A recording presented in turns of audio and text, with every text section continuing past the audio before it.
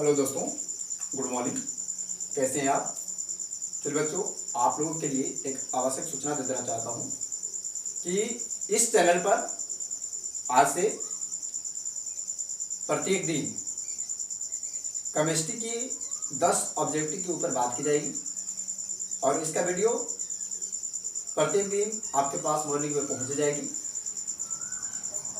इस वीडियो की शुरुआत आज से ही अर्थात सोमवार से ही स्टार्ट कर रहे हैं, लेकिन इसकी वीडियो आपको कल अर्थात मंगलवार को प्राप्त होगी और मंडे टू फ्राइडे आपके पास इस तरह की वीडियो पहुंचती रहेगी। अगर आप इस सीरीज से अगर जुड़ना चाहते हैं तो जल्द ही जल्द आप इस चैनल को लाइक, सब्सक्राइब और शेयर जरूर कर दें और प्रत्येक वीडियो हम स्टार्ट करेंगे तो एक सकारात्मक विचार के साथ स्टार्ट करें। तो चलिए, आज का हमारा विचार है, मन में हमेशा जीत की आशा रखनी चाहिए, क्योंकि नसीब बदले या ना बदले वक्त जरूर बदलता है। अर्थात इसका मतलब क्या है? इसका मतलब यही हुआ कि अगर आप पढ़ाई करते करते अगर आप धैर्य खो देते हैं, आपको पढ़ाई में मन नहीं लगता है और सोचते हैं कि हम इतना पढ़ाई कर रहे हैं कि आपको सफलता मिलेगी या नहीं मिलेगी, जो नसीब में लिखा हुआ रहेगा वही भी होगा। तो ऐसा बिल्कुल सोचना बंद कर दे, क्योंकि बात यहां पर कही गई है कि मन में हमेशा जीत की आस रखनी चाहिए, क्योंकि नसीब बदले या ना बदले वक्त जरूर बदलता है। अगर आप जीत की अगर आस रखते हैं और जीत की आस रखते हुए अगर आप आज से ही कड़ी मेहनत अगर करते हैं तो ऐसी स्थिति में आने वाले समय में आपका वक्त जो है नसीब जरूर बदलेगा। इसलिए नसीब के भरोसा न रहें और अपनी मेहनत के ऊपर भरोसा करें। तो चलिए बच्चों, आज की क्लास हम स्टार्ट करते हैं ऑब्जेक्टिव के साथ। तो देखिए, फर्स्ट ऑब्जेक्टिव में पूछा गया है क्वार्टज क्या होता है। ऑप्शन में 4 दिया गया ऑप्शन। फर्स्ट में क्रिस्टलीय ठोस, सेकंड में है अक्रिस्टलीय ठोस, थर्ड में है आपका आभासी ठोस और फोर्थ में है आपका अतिस्थिति द्रव। बताना है आपको इसमें चारों ऑप्शन में कौन सा ऑप्शन सही है। फिर से सुन लो, क्वार्टज क्या है। फर्स्ट ऑप्शन में क्रिस्टलीय ठोस, सेकंड में अक्रिस्टलीय ठोस, थर्ड में आभासी ठोस और फोर्थ में अतिस्थिति द्रव। बताओ ये चारों ऑप्शन में कौन सा ऑप्शन सही होगा। तो ये चारों ऑप्शन में राइट ऑप्शन जो होगा बच्चों वो क्वार्टज वाला क्रिस्टलीय ठोस में आ जाएगा। सेकंड क्वेश्चन का आता है कि घनाकार क्रिस्टल में, घनाकार को हम लोग क्यूबिक बोलते हैं और क्यूबिक में आपको बताना है कि ब्रेवेज जालकों की संख्या कितनी होती है। हर प्रकार के आपको बताया गया होगा स्ट्रक्चर और हर स्ट्रक्चर में आपका ब्रेवेज जालकों की संख्या अलग अलग होती है। तो जरा बताइए कि घनाकार क्रिस्टल में ब्रेवेज जालकों की संख्या कितनी होती है। यस, इसका सही ऑप्शन क्या होगा?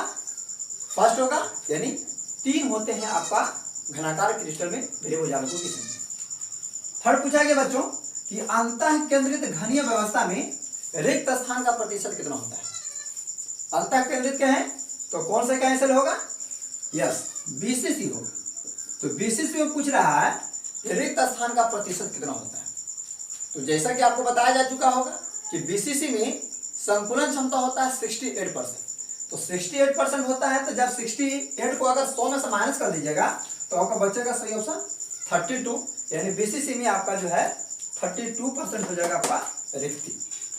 चलिए, 4 क्वेश्चन क्या गया बच्चों कि निविड गोलों की संख्या यदि n हो तो उससे बने अष्टफलकीय रिक्तियों की संख्या क्या हो। अष्टफलकीय रिक्तियों की संख्या क्या हो? तो आपको बताया गया होगा कि अष्टफलकीय रिक्तियों की जो संख्या होती है वो परमाणुओं की संख्या के बराबर होती है। तो परमाणुओं की संख्या इसमें कितने हैं बच्चों? 9 है, जिसके कारण इसमें आपका अष्टफलकीय रिक्तियों की जो संख्या हो जाएगी वह n के ही इक्वल हो जाएगी। चलिए बच्चों, अब 5 क्वेश्चन के बारे में बात करते हैं। 5 क्वेश्चन में देखो क्या कहा गया है कि निम्नलिखित में कौन क्रिस्टलीय ठोस है। निम्नलिखित में कौन क्रिस्टलीय ठोस है? ऑप्शन में दिया गया है हीरा, कांच, रबर और सभी। आपको बताना है इसमें बच्चों कि चारों ऑप्शन में कौन सा ऑप्शन सही है। फिर से सुनो प्रश्नों को ध्यान से। निम्नलिखित में कौन क्रिस्टलीय ठोस है? ऑप्शन में है हीरा, कांच, रबर और सभी। तो बताओ बच्चों इसका सही ऑप्शन क्या होगा? यस, क्रिस्टलीय ठोस कहेगा तो आपको मानना है हीरा। बाकी कांच जो है, रबर जो है, ये अक्रिस्टलीय ठोस के अंतर्गत आता है। चलिए बच्चों नेक्स्ट क्वेश्चन है 6 नंबर। HCP एकक कोष्टिका में परमाणुओं की संख्या क्या होगी? तो देखिए बच्चों HCP अगर बात करते हैं तो HCP एकक कोष्टिका में परमाणु की संख्या ऑप्शन दिया हुआ 4, 6, 12 और 7। तो परमाणु की एकक संख्या पूछेगा तो आपको 6 मानना है। अगर यही कहता कोऑर्डिनेशन नंबर कितना होता है तब ऐसी स्थिति में 12 वाला ऑप्शन। 7 होगा नहीं, 7 क्रिस्टल तंत्र होता है तो आपको क्रिस्टल तंत्र वो भी पूरा आपका सिस्टम कहता था।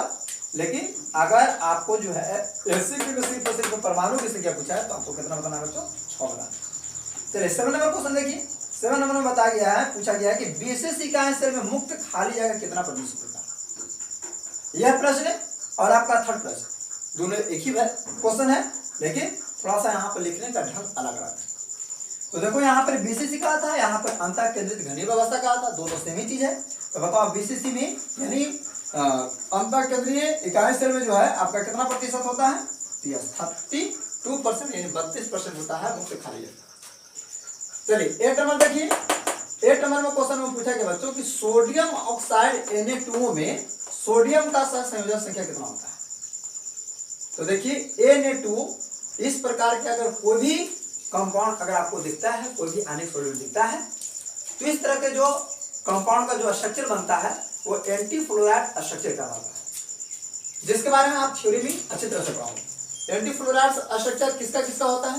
तो एंटी फ्लोराइड स्ट्रक्चर होता है आपका Na2O का, फिर होता है आपका K2O का, फिर होगा आपका Li2O का। इस तरह के अगर कोई रहेगा तो इस तरह के आयनिक सॉलिड के जो स्ट्रक्चर होता है तो एंटी फ्लोराइड स्ट्रक्चर होता है।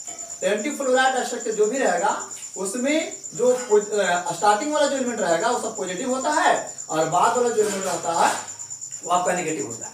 तो पॉजिटिव वाला जो भी रहेगा उसका कोऑर्डिनेशन नंबर आपको 4 याद रखना है, नेगेटिव वाला जो भी रहेगा उसका कोऑर्डिनेशन नंबर आपको 8 याद रखना है। तो पूछ रहा है कि सोडियम के साथ संयोजक संख्या क्या है? तो बताओ सोडियम पॉजिटिव है ना, तो पॉजिटिव के कारण आपको यहाँ पर कितना ध्यान में रखना है? 4 ध्यान में रखना है। चलिए बच्चों अब 9 नंबर प्रश्न में देखिएगा। 9 नंबर प्रश्न में पूछा गया है निम्नलिखित में कौन बेरावादार ठोस यानी अक्रिस्टलीय ठोस पूछ रहा है, यानी एक में से कौन बेरावादार नहीं है? सॉरी रवादार नहीं है, बेरावादार ठोस है। ऑप्शन में दिया गया 4 ऑप्शन, ग्रेफाइट है, क्वार्टज है और क्रोम एलम है, सिलिकॉन कार्बाइड है। ये 4 ऑप्शन आपको बताना है कि कौन सा ऑप्शन बिल्कुल सही है, राइट।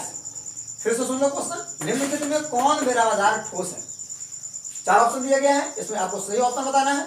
फर्स्ट में है ग्रेफाइट, बी में है आपका क्वार्टज कांच और थर्ड में है आपका क्रोमेलम और फोर्थ में आपका सिलिकॉन कार्बाइड। बताओ इसमें कौन है बेरावादार ठोस? यस, बेरावादार ठोस कहेगा तो आपको क्वार्टज कांच के ऊपर टिक लगाना है।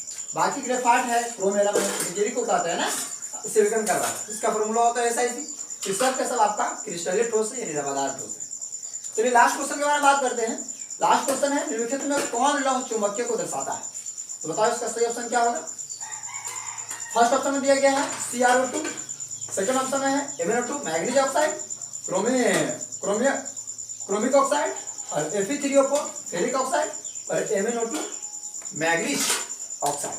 बताना इस 4 ऑप्शन में कौन सा ऑप्शन जो है लौह चुंबकीय को दर्शाता है? यस, बिल्कुल इसका करेक्ट जवाब है। आपका सही ऑप्शन क्या होगा? CrO2 यानी क्रोमिक ऑक्साइड। चलिए अगर आपको यह वीडियो अच्छी लगी हो तो प्लीज इस चैनल को आप लाइक सब्सक्राइब जरूर करें और ज्यादा से ज्यादा अपने दोस्तों के पास इसे शेयर जरूर करें।